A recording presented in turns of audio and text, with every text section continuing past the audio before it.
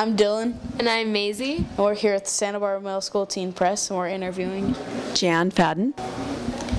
What is Casa Esperanza? House of Hope.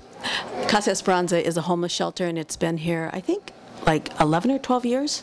And it is a place where people can go to get a bed and warm meals. And we have a lot of people here. We call them resource coaches who can help people kind of find their way into housing or disability monies and or medical help. So how has like homelessness affected your life, and like why are you here to help? Oh, homelessness has affected my life because it's allowed me to know how lucky I am to have a home and to know how real people who live without roofs over their heads are. And I am the nurse here at Casa Esperanza, and I work here 20 hours a week. All right. What does being a nurse mean? What do you do? Oh, being a nurse means you try to help people feel comfortable. It can either be helping them on a physical level or an emotional level. How many patients have here do you think have like actual like mental or physical disabilities that you have to help? That's a really good question. I think pretty much almost everyone here might have some sort of disability, some sort of challenge. Mm-hmm. And some are certainly more acute or more serious than others. But I think often when you live without a house, you tend to get illnesses exacerbate or become more apparent more quickly. Who's more challenging to try to help, a physical disability or a mental disability? Mental. I think mental disability is. Why? Because it's not straightforward. Physical disability, you have symptoms on a physical plane and then you can deal with them. I think mental disability, it just tends to be more complicated and you really have to take more time and have a lot more patience. Okay, great. Thank you. We're just wondering, like, let's say we're walking down State Street and we see a homeless person. What can we do to help them? Oh, that is such a good question. I think the first thing you can do is acknowledge them. Don't turn away. And I think you have to go inside yourself and see what you feel like you want to do. But I think talking to them and listening is really a very cool, wonderful thing to do with a person on State Street. Definitely. They have stories, and they're really great stories. We're here with... My name is Brandy Sue. Brandy, what is your job here? I'm the Women's Wellness Coordinator during the week, and on the weekend I'm a supervisor. What does that mean? During the week, on Tuesday, Wednesday, and Thursday, I coordinate with the women. We have group on Tuesday night. I help with rape crisis, domestic violence, any issues they're having with parenting, new in recovery, living in a dorm setting, things like that, practice life skills, discipline, self-defense. Anything that has to deal with vulnerable women. And then Friday and Saturday I work the desk, and my main job is to make sure that my team is safe and my members are safe. Working the gate, working the desk, answering phones, staying very busy.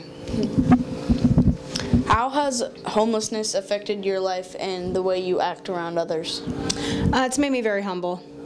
It's made me appreciate the fact that I have a job and that I have a house, and that's basically what it's done. It's made me look at things a little bit differently.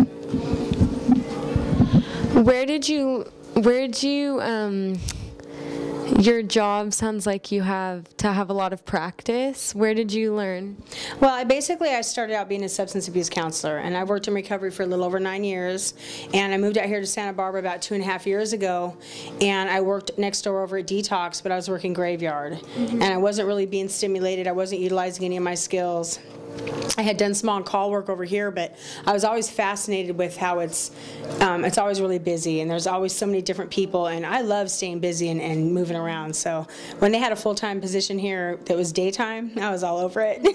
So I came over here, and I've just excelled since I've been here. I started out as on-call residential staff. They moved me to supervisor, and now I'm women's wellness. So it's awesome. It's a great place to work. So let's say we're like a kid's walking down State Street and he sees a homeless person or she sees a homeless person. What do you think that person could do to help them besides just giving them $5 or $1 or a couple cents? My main thing, and it doesn't cost anything, if the whole world would just acknowledge somebody and give them a smile, it could make their whole day.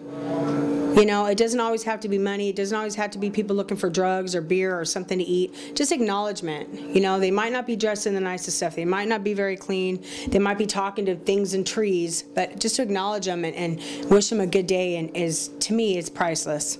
I think that there's too many people that shun those that don't look the part, so to speak. I think it's a tragedy. I think it's an absolute tragedy. Thank you. You're welcome. We're here with Eduardo Martinez. What is your job here at Casa Esperanza? I'm a mental health mentor. What I deal with is helping the mentally ill. I mentor them throughout the night from 4 to 12:30 at night. I work closely with carers and I provide information to them that they should be aware about the members that are working with carers. So they don't get to see the behind the scenes sort of thing. They just see them in their office and the doctors, but they don't get to see them at Casa during the night. What crisis did they have, you know? So I'm here for them. What do you think is the hardest part about your job? It's very time consuming, I think, and sometimes you're going to deal with crises that you least expect, and you just have to be ready mentally and physically because they can be draining. And if you're not ready, then you're going to be drained into them and you're not going to enjoy your job. So it's important that you are ready for this position, honestly. So, how has this whole homelessness, just like in the past couple of days with all the census stuff and all of this, how has it affected the way you act around homeless people? Honestly, I've seen, working with the county and then working at Casa, I've seen behind the government services, behind the nonprofit world, but to be there at 4 o'clock, 5 o'clock in the morning in that weather and in the middle of the night, and it just made me realize how much I really appreciate working here at Casa, and I appreciate what I have, and I respect the homeless because I've always respected them, but that feeling definitely is very overwhelming, and I think every homeless individual should be treated as one of your own family members, and that definitely made me feel that we should respect our homeless, and I think I'm going to pass that on to my friends who think homeless, oh my gosh, get away from me, you know. Thank you so much. We're here with... I'm JB. I'm the volunteer coordinator here at Casa Esperanza. So can you tell us about your job here? So I have a great job. What I do here at Casa Esperanza is I go out in the community and find people like yourself that want to volunteer, want to make change, and want to come to Casa Esperanza and help us out. So we have a lot of different volunteer opportunities, and we have a very small staff, so we need a lot of people to help us out to make sure that everybody gets fed and they have a warm place to stay and kind of that.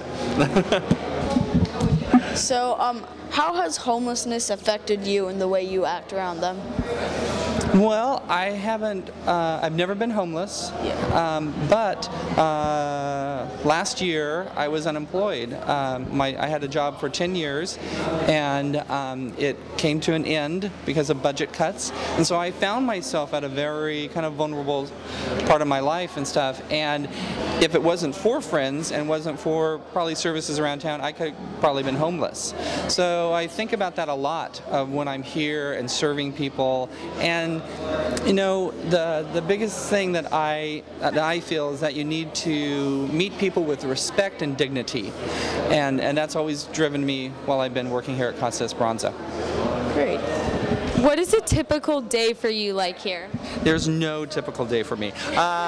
Every day is kind of different. Today we're doing the Common Ground surveys, so I have 12 wonderful volunteers from the community in giving their time and helping us do this survey.